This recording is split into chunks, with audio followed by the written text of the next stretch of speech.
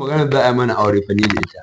Auren hizba. Sai na tsaya lissafa shekara ɗayan nan fa in ta yi kaga ta ɗau ciki kuɗin rago ban da sai dai yara su sato mu. To kuma ba na son can haram. Sai ne wani lissafi kawai na jirga daurawa na jirga su bayar na jirga yarinyar na ta kudu. A ƙarshe a tirela na dawo. Mun maka mai ba a baya waya samani aka kawo ne sai na aro musu fari da diyaza. Ba zan iya tura mutane na akwai sarki akwai abubakar awawa akwai tsila akwai matasaka akwai ɓamɓan akwai kan dabba.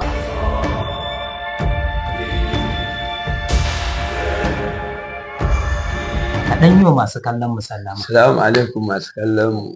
Yanzu dai kaga a matsayinka na jan wuya ko kuma in ce uban daba, ya aka yi ka tsinci kanka a cikin harkar da ta shafi soyayya?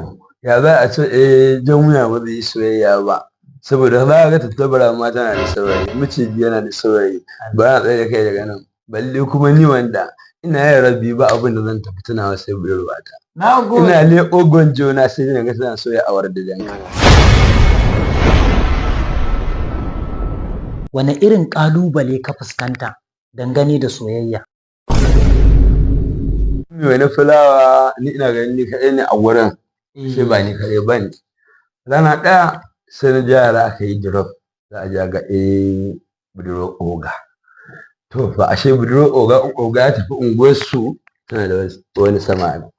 To muna durowa za mu juyan awara da kuma wani fulawa ta sai wa za mu sai mu ga suna zance da wani. Shi fa wannan wanda suke zancen da shi ashe daga sai ma san da yake har ya kai 100 gidansu. Amma me ni na kai ba ni zan shiga ba zan iya tura mutane na akwai sarki akwai abubakar awawa akwai tsila akwai matasaka akwai ɓamɓan akwai kan dabba. To iya wa'annan na tura su kai hatta gidan da zai ɗauko mun za a yi.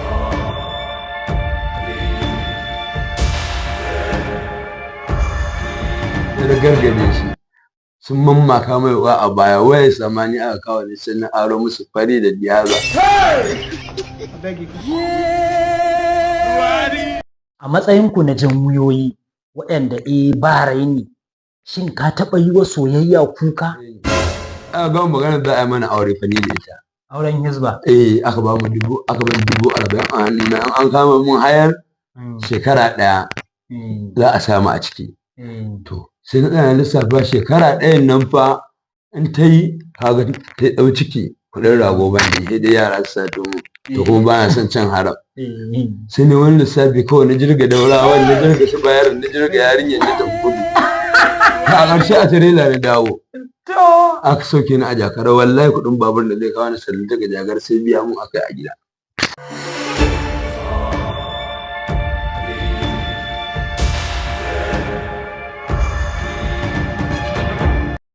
Amma fa kan ne magana da muka je gurin yara na tuni son kusa kwaɗa tun daga yan rake su da aka kawo har makarantar salantinan firamare ta sharɗa. Ana tarjima sai na gargima fa za ta fi ƙarfi na ya DPO mana. Aka rikita da sharɗa layin inda ake sai da rake. Kana zuwa nan ka ce on top to ni ne top. Za mu kawo muku wannan cikakkiyar hira ba da daɗewa ba a cikin wannan channel namu na JK Hausa Movies. Ku danna subscribing.